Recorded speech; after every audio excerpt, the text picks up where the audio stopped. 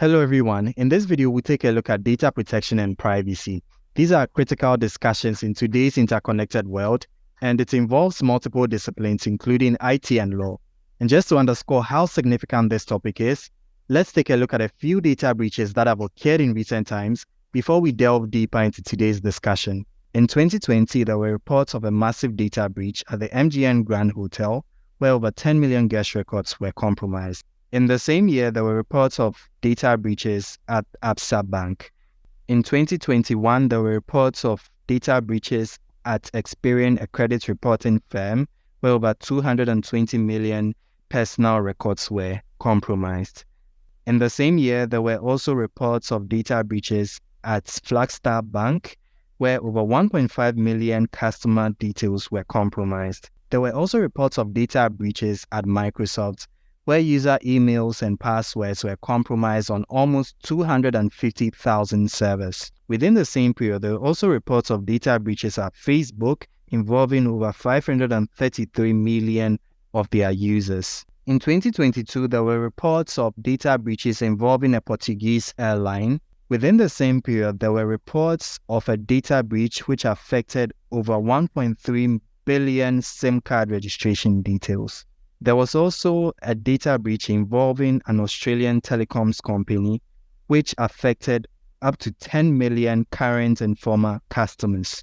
In 2023, there were reports of a data breach involving an Australian and New Zealand finance company, which affected over 14 million records of its customers. Within the same period, there were also reports of a data breach involving a German bank. In 2024, there were reports of a data breach involving a US government IT contractor named CGI Federal. There were also reports of a data breach involving AT&T, an American telecoms company, which affected 7.6 million of its existing account holders and 6.5 million of its former users.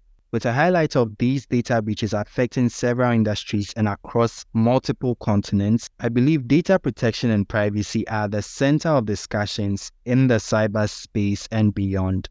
In this video, we shall discuss the concepts of data protection and privacy. We shall discuss the concept of personal data, which is central to data protection and privacy. We shall also take a look at policies and procedures which guide discussions around data protection and privacy. We shall also look at software solutions which help in data protection and privacy. We shall also look at career pathways that can be explored in the field of data protection and privacy. We shall also look at professional certifications that can be pursued in the field of data protection and privacy. So let's get started by trying to understand what data protection and privacy is. Data protection involves implementing security measures to maintain the confidentiality, integrity, and availability of data. It focuses on protecting data from breaches, cyber attacks, and accidental loss. So when you're talking about data protection, you are ensuring that CIA triad is achieved and only authorized people can access, which ensures confidentiality. It is protected from unauthorized modifications, ensuring integrity, and it is available when needed. So when we talk about data protection, some of the measures we are likely to implement may include authentication and authorization, data loss prevention, and encryption. When it comes to data privacy, it encompasses the rights and obligations of individuals and organizations regarding how personal data is collected, used, retained, disclosed, and disposed. It focuses on ensuring that personal data is handled according to the user's preferences and legal requirements. So when it comes to data privacy, the central discussion is around the individual about who personal data is collected, and we call this the data subject. So in data privacy, we are concerned about data discovery, ensuring that we can identify all data sets that contain personal data across an organization, as it may be subject to regulatory compliance. We are also concerned about ensuring that privacy risks are identified, assessed, and mitigated when using personal data in a business process or a system. Data privacy is also concerned about ensuring that requests from data subjects are fulfilled within specified periods, as stated by relevant regulations such as the EU's GDPR. The next thing we would like to look at is personal data. And this is any information about an individual that can be used on its own or in conjunction with other information to identify a natural individual. So when you're talking about personal data, the most common example might be a name, which on its own can be used to identify a natural individual. But there may be other combinations such as age and contact and email, which might be used together to identify an individual. Other common examples of personal data might include hobbies, occupation, gender, marital status, language, expenditure, assets, location. There are also other categories of personal data which are known to be sensitive because of its uniqueness or ability to impact life or bring about discrimination. And these may include biometrics, political opinions, health data, sex life, ethnic origin, religious beliefs, sexual orientation, criminal record. And for personal data that have been identified to be sensitive in nature, they may require additional protection, and under regulations such as the EU's GDPR, processing of sensitive personal data is restricted and may require legal grounds or explicit consent to use such data. In terms of policies and procedures that guide data protection and privacy, we have the Information Security Policy, which outlines the roles, responsibilities, and measures that must be enforced to protect data and IT assets. Information security policy may be very comprehensive and may entail more than just rules and responsibilities. It may go further to detail acceptable use of IT assets, among others. And normally, an information security policy will ensure that a CIA triad is achieved. We also have the Data Privacy Policy, which outlines the types of personal data collected by organization, how it is used, shared, stored, and protected.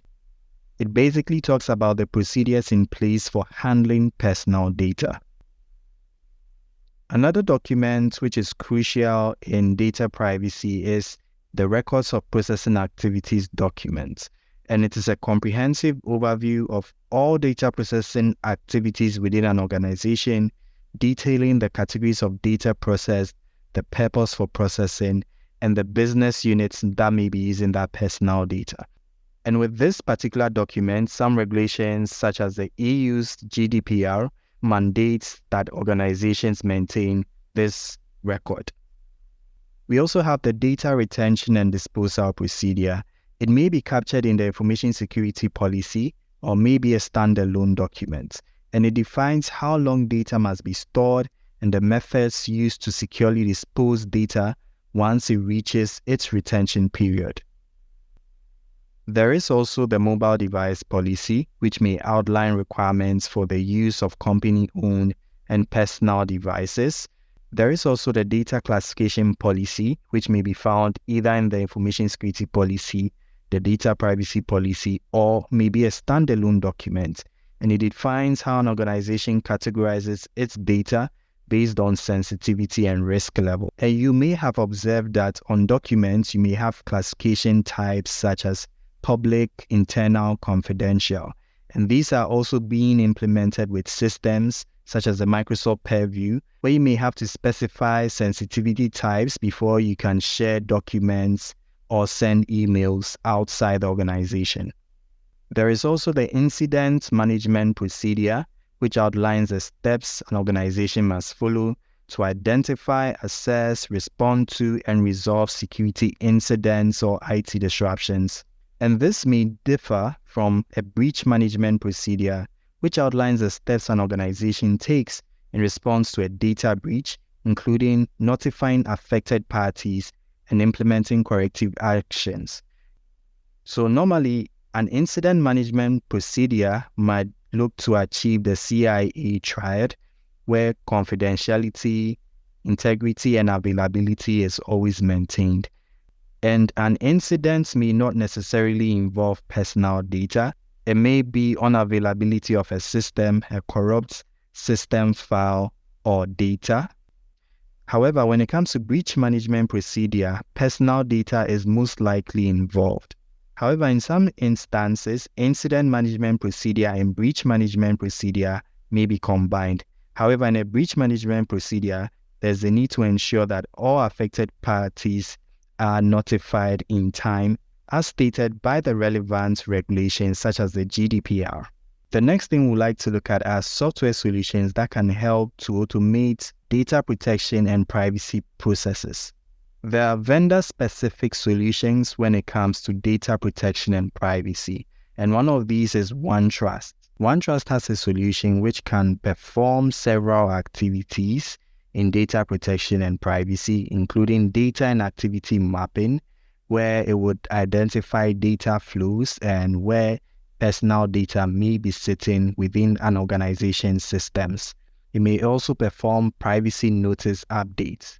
And when we talk about a privacy notice, it is a public-facing statement that informs individuals about how an organization collects, uses, shares, protects their personal information. And you normally see this when you visit a website. You normally have a pop-up where this information is made available to a visitor on that website. And these software solutions may also help in fulfilling data subject requests, where an individual may make requests concerning their personal data. Under regulations such as the GDPR, all data subjects have rights, such as right to access their personal data, right to rectify their personal data, right to erasure of their personal data, among others. The software solution may also help in performing privacy risk assessments and incident response. We also have Securiti, which is another vendor which helps in performing very similar activities to that of OneTrust. So we have data mapping, privacy policy updates, data subject requests, breach management, vendor risk assessment, and third-party consent, managing consents that are signed by third parties.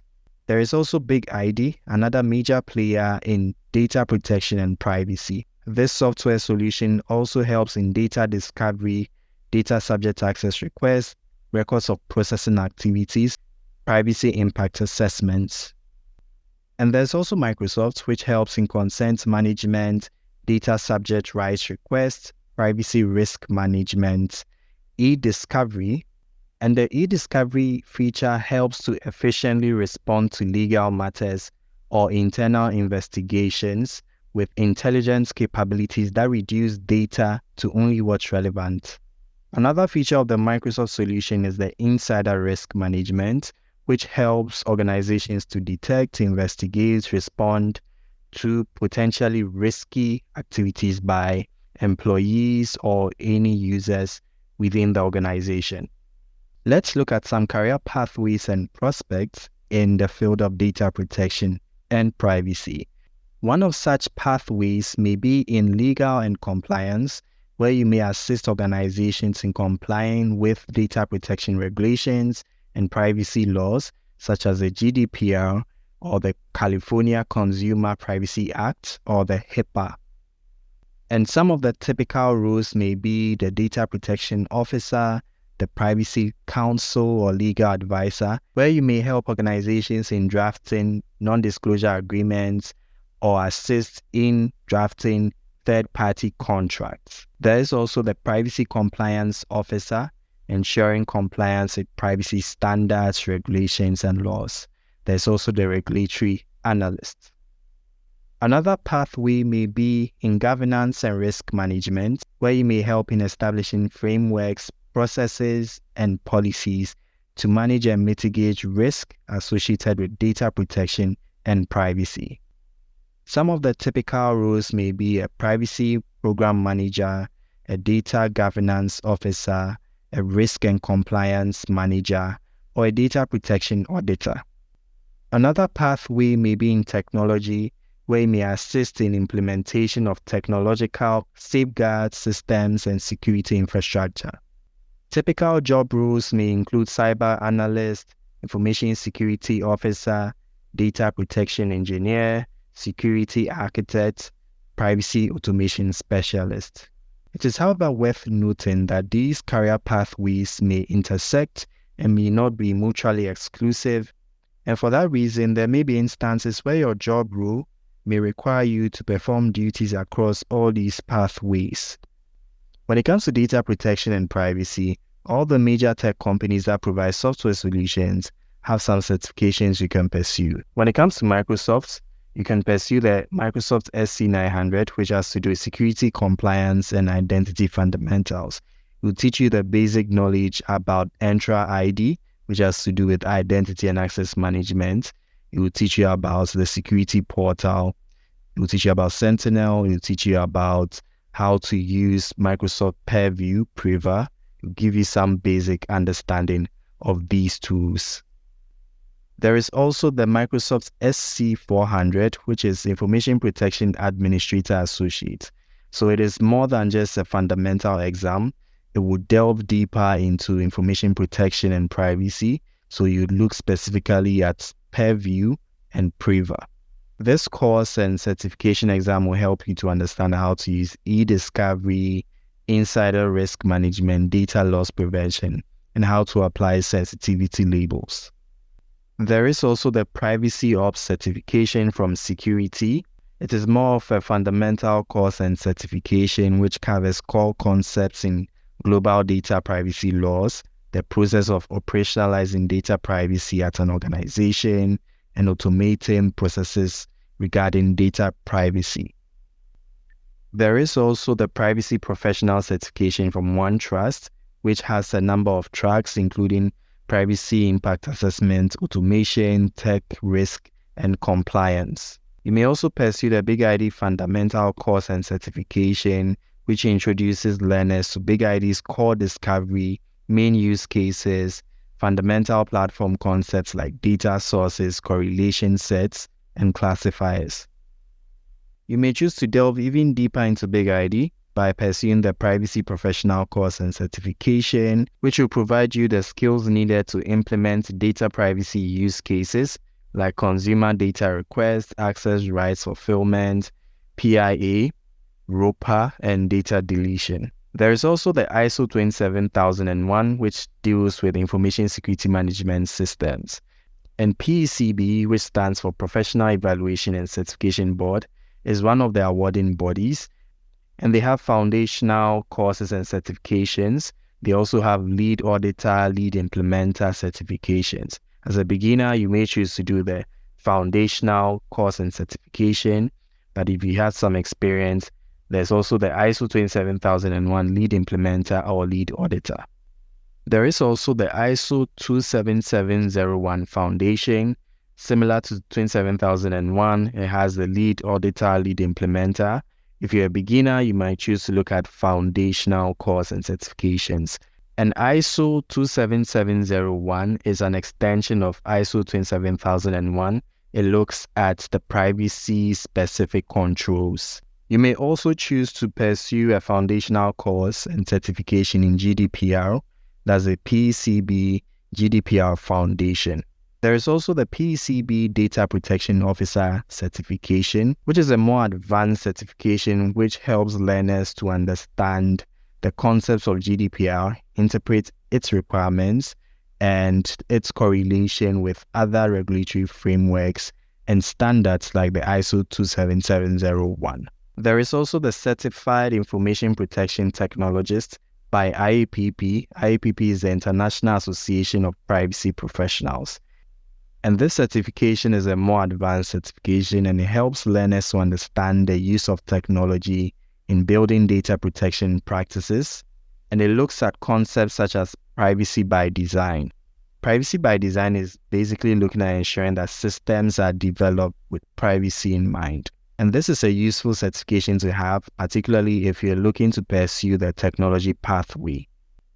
Finally, there's also the Certified Information Privacy Professional, also by IAPP, which helps learners to understand data protection laws, regulations, and standards in one's jurisdiction. Although this may not be an exhaustive list of certifications in data protection and privacy, this might be a good starting point depending on the pathway you may be interested in pursuing. So thank you for watching.